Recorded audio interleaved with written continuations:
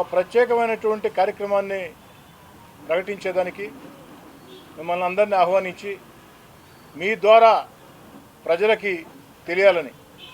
ఎందుకంటే ఒక రాజకీయ నాయకుడో ఓ రాజకీయ కార్యకర్త భావాలు ప్రజలకు తెలియాలంటే ప్రజలకి వారికి మధ్యలో మీడియా ఒక వారధి.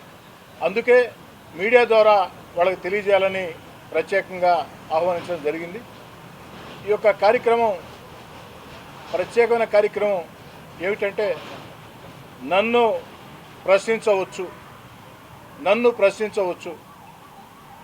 నా ఫోన్ నెంబర్, నా పేరు రెండు కూడా తెలియజేసి మీ ద్వారా ప్రజలకి తెలియజేసి ప్రత్యేకంగా దానికి వాట్సాప్ గ్రూపుల్లో కానీ ఇన్స్టాలో కానీ సోషల్ మీడియా వేదికగా అనేక రకాల గ్రూపులు సిద్ధం చేసి నన్ను ప్రశ్నించండి.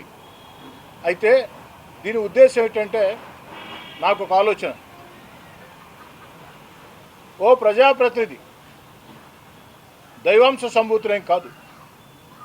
ప్రజలందరూ కలిసి ఓటేస్తే, పార్టీ కార్యకర్తలు కష్టం చేస్తే ప్రజాప్రతినిధి ఎమ్మెల్యేగానో ఎంపీగానో కార్పొరేటర్గానో సర్పంచ్గానో ఎంపీటీసీగానో ఎన్నికవుతాడు.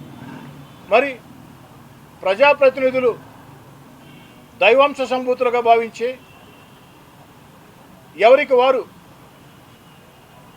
ప్రశ్నించే ఆలోచన ప్రజల్లో రాకూడదనుకుంటే అది పొరపాటు. ఖచ్చితంగా ఓటేసి గెలిపించినటువంటి ప్రజలకి ప్రశ్నించే హక్కు ఉంది, నిలదీసే హక్కు ఉంది.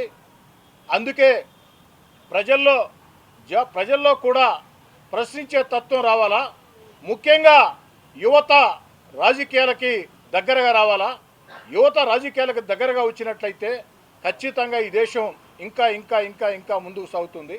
కాబట్టి ఆ యొక్క ప్రజల్లో ముఖ్యంగా యువతలో ప్రశ్నించే తత్వాన్ని పెంపొందించాలా, అది నాతోనే ప్రారంభించాలా అన్న ఉద్దేశంతో నాతో ప్రారంభమైనటువంటి ఈ కార్యక్రమం రాష్ట్ర వ్యాప్తంగా దేశవ్యాప్తంగా కూడా వెళ్ళాలా.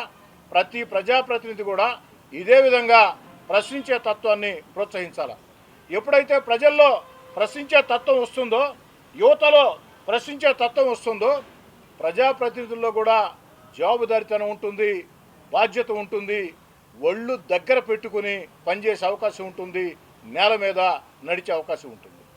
ఎన్నికల వేళ ప్రజల వద్దకు వెళ్ళి వినయ విధేయతలతో వంగి వంగి నమస్కారాలు పెట్టి ఆ ప్రజల ఓట్లతో ఎమ్మెల్యేలుగానో ఎంపీలుగానో గెలిచిన తర్వాత, కార్పొరేటర్లుగానో సర్పంచ్గా గెలిచిన తర్వాత ఆ యొక్క ప్రజల్ని ప్రశ్నించకూడదంటే అది ధర్మం కాదు, ప్రశ్నించాల్సిందే. అందుకే నెల్లూరు రూరల్ నియోజకవర్గ ప్రజానీకానికి అందరికీ పిలుపునిస్తా ఉన్నా, నన్ను ప్రశ్నించవచ్చు. నా ఫోన్ నెంబర్ 8557999999 8557999999.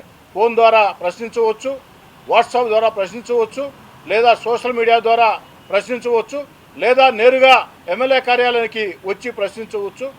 ఆ ప్రశ్నలు మంచి ప్రశ్నలు, సహేతువైన ప్రశ్నలు అని చెప్పి భావిస్తే ఆ ప్రశ్నల్ని వారు చెప్పిన సూచనల్ని, ఆ సలహాలని పరిష్కరించి బాధ్యత నేను తీసుకుంటా. ఒకవేళ నా పరిధిలో లేకుంటే ప్రభుత్వం దృష్టికి తీసుకెళ్తా. ఒకవేళ అవి సరైనటువంటి ప్రశ్నలు కాదనుకుంటే ప్రశ్నించే వాళ్ళనే కూర్చోబెట్టుకుని ప్రశ్నించే వాళ్ళతోనే మాట్లాడి ఏ కారణంతో వాళ్ళు అడిగే ప్రశ్నలు సరైన ప్రశ్నలు కాదో వారినే ఒప్పించి మెప్పించేదానికి ఆలోచన చేస్తాను.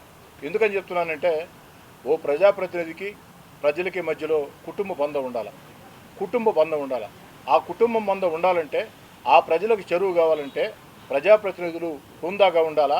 ప్రశ్నించే ప్రశ్నలను కూడా స్వాగతించాలా. కేవలం పూలేస్తే, శాలువాలు కప్పితే, బొకేలు ఇస్తే సంతోషపడి ప్రశ్నిస్తే, లేదు విమర్శిస్తే బాధపడతానంటే అది రాజకీయాల్లో కుదరదు. ఆ యొక్క ప్రశ్నల్ని ప్రశ్నించే వ్యక్తుల్ని, శక్తుల్ని నేను సహించనంటే అది వీలు కాదు. అందుకే ఇది నా సొంత ఆలోచన ప్రకారం వచ్చిన కార్యక్రమం. నా కార్యక్రమాన్ని నన్ను ప్రశ్నించవచ్చని నేనే ప్రకటిస్తున్నాను. క్రీడా ఉపాధ్యాయులను తయారు చేయడంలో మేటి స్థానంలో నిలిచిన Alexa college of physical education 2026-2028 విద్యా సంవత్సరానికి బీపీఎడ్ కోర్సుకు దరఖాస్తులను ఆహ్వానిస్తోంది. విక్రమసింహపురి యూనివర్సిటీకి అనుబంధ కళాశాల. అర్హత అనుభవం కలిగిన అధ్యాపకులు, అన్ని వసతులు కలిగిన తరగతి గదులు, చక్కని లైబ్రరీ, విశాలమైన ఆట స్థలం, పలు రకాల క్రీడల్లో ఆచరణాత్మక శిక్షణ. ఇవి Alexa college of physical education ప్రత్యేకతలు. క్రీడా ఉపాధ్యాయ వృత్తిని ఎంచుకున్న ఆశావహులకు ఇది చక్కని అవకాశం.